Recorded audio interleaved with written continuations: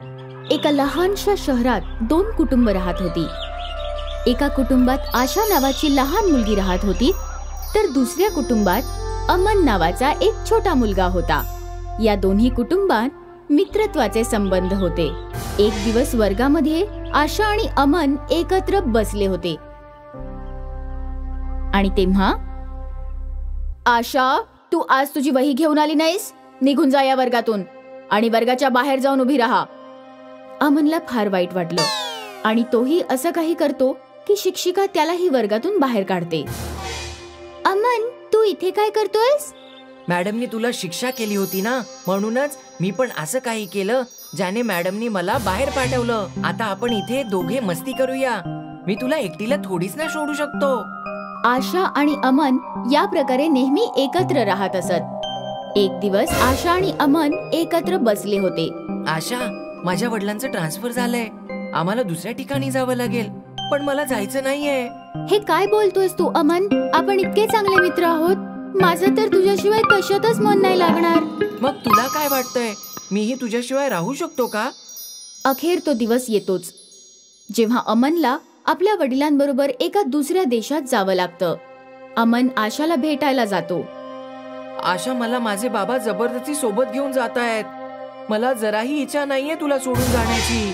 नको जाऊस ना अमन. तुझ्याशिवाय मी इथे काय करणार?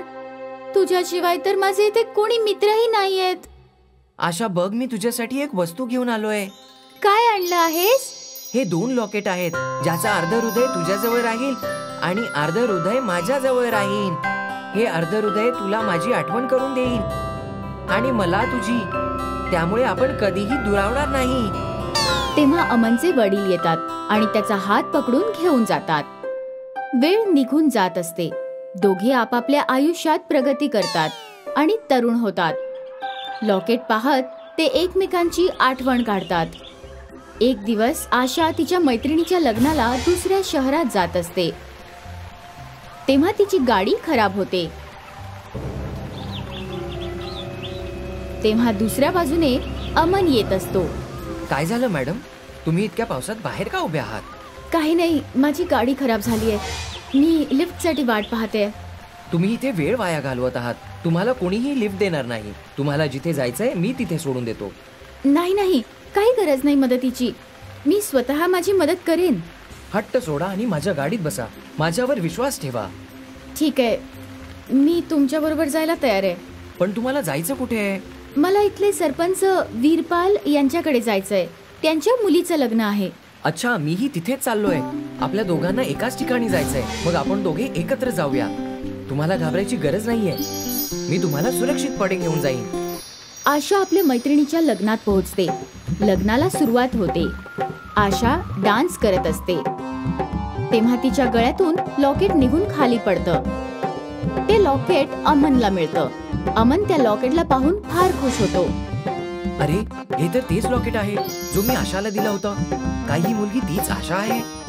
अमन आशा बरोबर बोलण्याचा प्रयत्न करतो, पण आशा त्याला जराही किंमत देत नाही.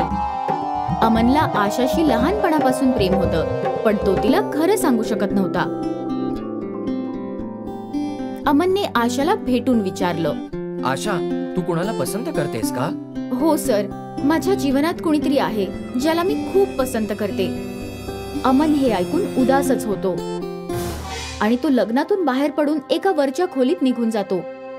लग्नाच्या ठिकाणी आशा अमनला न पाहिल्यामुळे बेचैन होऊन जाते आणि त्याला इथे तिथे शोधायला लागते. तेव्हा कोणीतरी तिला सांगतं की अमन वरच्या खोलीत बसला आहे. आशा त्याला बोलवायला वरच्या खोलीत जाते. तेव्हा ती बघते की अमन लॉकेटला घेऊन खोलीत विचार करत बसला आहे. अमन, माझं लॉकेट तुझ्याजवळ कसं? तू या लॉकेटमुळे इतकी विचारात का पडली आहेस? तुझी हिम्मत कशी झाली माझ्या लॉकेटला हात लावायची? तू आहेस कोण लॉकेटला हात लावणारा? तुला नाही माहित, हे लॉकेट माझ्यासाठी माझ्या जीवापेक्षा मौल्यवान आहे. का? असं काय आहे या लॉकेटमध्ये? तुला याच्याशी काय घेणं? हे माझं लहानपणापासूनचं प्रेम आहे, ज्याला मी कधीही नाही विसरले. हे माझ्या लहानपणीच्या मित्राने मला दिलं होतं. त्याला मी आजपर्यंत शोधत आहे. लॉकेटला घेऊन तू शोधत आहेस, पण तो तुझ्या समोर जेव्हा आला तू त्याला ओळखलंच नाही. आशा, तुला काय बोलायचं आहे? व्यवस्थितपणे सांग ना. तेव्हा अमन तिला स्वतःकडचे लॉकेटही दाखवतो आणि दोन्ही लॉकेटना जोडतो, ज्यामुळे एक हार्ट तयार होतं. आशा हे पाहून खुशही होते आणि हैराणही होते. आशा थोडी अडखळतच बोलते, अमन तू, मला विश्वासच नाही होते, तू परत आलास. मी तुझी किती वाट पाहिली, प्रत्येक ठिकाणी तुला शोधलं. असा कुठला दिवस नाही गेला ज्यात मी तुझा विचार केला नसेल. अशीच अवस्था माझी आहे. मी तुला कधीही विसरलो नाही. मी लहानपणापासूनच तुझ्यावरच प्रेम केलंय. दोघे एकमेकांच्या मिठीत जातात. दोघे फार खुश होतात आणि दोघे आपापल्या कुटुंबांकडे आपल्या लग्नाची मागणी करतात. दोन्ही कुटुंब एकमेकांची गळा भेट घेतात आणि दोघांचं लग्न करायला तयार होतात. माहेरी काही दिवस थांबल्यानंतर मंजू आपल्या सासरी परत चालली होती. मुली सांभाळून जा हा, आणि टांगेवाल्याला पैसे देऊ नकोस, तो तुझा काकाच लागतो. आणि हा, रस्त्यात तहान लागली तर पाणी विकत घेऊन नको पिऊस, कुणाकडूनही मागून पी. मंजू मध्ये आपल्या कंजूस आईचे सगळे गुण होते. सासरी पोचून सगळ्यात आधी ती आपले सगळे पैसे तिजोरीत बंद करून ठेवते. तेवढ्यात मंजूची मुलगी तिकडे येते आणि म्हणते, आई, आईस्क्रीम वाला आला आहे, मला आईस्क्रीम घेऊन दे. बाळा, नवीन आईस्क्रीम विकत घ्यायची गरज नाहीये. 4 दिवसांपूर्वी जे आईस्क्रीम तू जमिनीवर पाडलं होतंस ते मी उचलून फ्रीज मध्ये ठेवलेलं. आज तू तेच खा, मी आत्ता घेऊन येते. मंजू इतकी कंजूस असते की कांदा आणि बटाट्याची सालं सुद्धा बघत नसते. त्या सकटच ती भाजी बनवते. वहिनी, हे काय, भाजीत कांदा आणि बटाट्याची सालं पण घातलीयस? माहितीये का तुला कांदा आणि बटाटा किती महाग झालेला आहे? ते कमवतात तर तुझे भाऊ, तू तर इथे बसून फक्त तोंड चालवतेस. मम्मी, मी आंघोळीला जाते. नको, काल तर तू आंघोळ केलीच होतीस, आज नको करूस. रोज रोज साबण आणि शॅम्पू वाया घालवायची काय गरज आहे? एक दिवस मंजूच्या घरी एक बाई मिठाई द्यायला येते. अहो ताई, माझ्या बहिणीच्या सुनेला मुलगा झालाय, ही घ्या मिठाई, असं म्हणून ती बाई निघून जाते. आई, मला पण दे ना मिठाई खायला. नाही बाळा, 7 दिवसांनंतर दिवाळी आहे, हीच मिठाई उपयोगी पडेल. मंजूच्या बहिणीचं सासरही मंजूच्या गावातच होतं. मंजूची बहीण कधी कधी तिचा मुलगा चिंटू सोबत तिच्या घरी भेटायला यायची. मंजूसाठी चिंटू उपद्रवी व्हायचा, कारण चिंटू जेव्हा त्यांची मावशी मंजूच्या घरी जायचा खूप खर्च व्हायचा. मावशी, माझी चड्डी फाटली आहे, दुकानातून नवीन चड्डी घेऊन दे ना. बाळा, फाटलेली पॅन्टच घाल, इथे घरी तुला कोण बघायला येतंय? नाही, लोक मला नंगा नंगा म्हणून चिडवतील. तर मग पॅन्ट घाल ना. पॅन्ट तर चड्डीच्या वरच घातली जाते. नाही रे, बिना चड्डीचीच पॅन्ट घालून राहा. दुसऱ्या दिवशी चिंटू मंजूला म्हणतो, मावशी, माझी पेन्सिल संपलीये, मला पेन्सिल हवी आहे.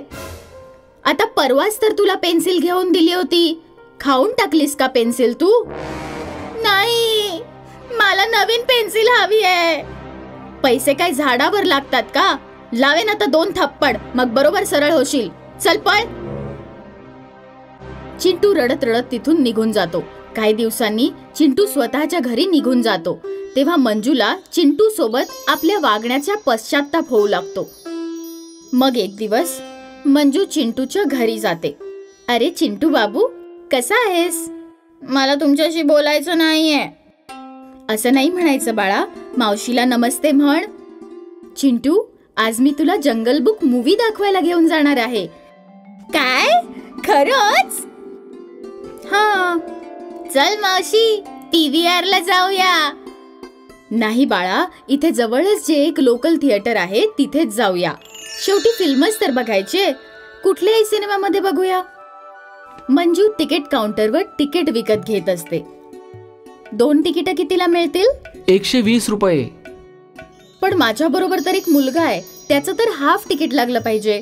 नाही मॅडम, पूर्ण तिकीट लागेल. तिकीट विकत घेतल्यावर मंजू चिंटूला घेऊन आत जाते. मंजू आणि चिंटू फिल्म पाहत असतात. मावशी, मला तहान लागली आहे, आता कुठे 10 मिनिटं नाही झाली आणि तुला तहान लागायला लागली. मध्यांतर होऊ दे, मग पाणी पिऊया. मंजू फिल्म पाहण्यात दंग होऊन जाते. जेव्हा मध्यांतर होते तेव्हा तिला समजतं की चिंटू तिच्या सोबत नाहीये. अरे देवा, हा चिंटू कुठे गेला? मंजू गेटकीपरकडे जाते. दादा, तुम्ही आता कुठे एका लहान मुलाला पाहिलं का? त्याचं नाव चिंटू आहे. माहित नाही बाईसाहेब, इथे तर भरपूर मुलं ये जा करत असतात. अरे देवा, काय करू या मुलाचं? कुठे जाऊन शोधू? अजून तर अर्धा पिक्चर बाकी आहे. तो नाही पाहिला तर तिकिटाचे पैसे पण वाया जातील. पूर्ण फिल्म पाहिल्यावरच त्याला शोधायला जाईन मी. तिकिटाचे पैसे वसूल करण्याच्या नादात मंजू पूर्ण फिल्म बघितल्यानंतर सिनेमा हॉलमधून बाहेर पडते. मंजूला चिंटू कुठेच सापडत नाही. अरे देवा, काय करू? पोलिसात रिपोर्ट करू का? असं तर झालं नसेल की चिंटूला कुणी किडनॅप केलं असेल? जर किडनॅप केलं असेल तर किडनॅपर माझ्याकडे पैसे मागेल. मंजू चिंटूच्या घरी जाऊन पोहोचते. काय झालं ग ताई, इतकी उदास का दिसतेस? चिंटूने परत काही मस्ती केली की काय? नाही नाही, ते तर मी असंच. अगं, आज माझ्याकडून एक फार मोठी चूक झाली आहे. तो चिंटू. काय झालं चिंटूला? काही नाही मंजू, मला माफ कर ग. चिंटू माहित नाही कुठे हरवलाय. सिनेमा हॉलमध्ये माझ्या सोबतच बसला होता, पण मी फिल्म पाहण्यात इतकी रमले की समजलंच नाही की तो उठून कुठे निघून गेला. तेवढ्यात अचानकपणे चिंटू तिथे येतो. अरे चिंटू, तू कुठे निघून गेला होतास? मला मावशीने पाणी नाही प्यायला दिलं, म्हणून मी मूवी सोडून अर्ध्यातून निघून आलो.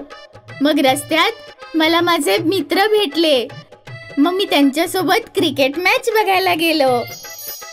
मला माफ कर ग ताई, इथून पुढे मी माझी कंजूसी सोडून देईन. त्या दिवशी मंजूला जाणीव झाली की अति कंजूसी चांगली नसते. कधी कधी थोडेफार पैसे वाचवण्याच्या नादात माणूस फार मोठ्या त्रासात अडकू शकतो.